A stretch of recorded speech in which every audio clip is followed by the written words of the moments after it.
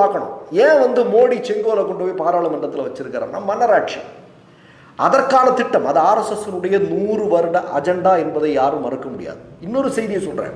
இந்த ஜார்க்கண்ட்ல பங்களாதேஷிலிருந்து குடியேறி அங்கே இருக்கக்கூடியவர்கள் எல்லாம் யாருடைய ஆட்கள் அப்படின்னா லல்லு பிரசாத் யாதவனுடைய ஆட்களாம்.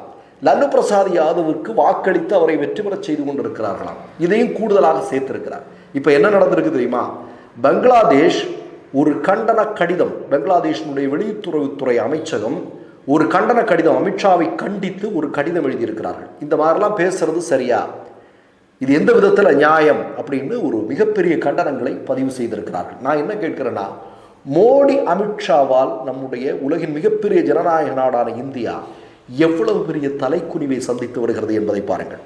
இப்போ நான் என்ன கேட்குறேன், ஒரே ஒரு செய்தியை சொல்கிறேன். இவர்கள் இதற்கெல்லாம் பயங்கரமாக கொப்பளிக்கிறாங்க இல்லையா? இவர்கள் ஆட்சி பொறுப்பிற்கு ஒரு 12 வருடம் ஆக போகிறது.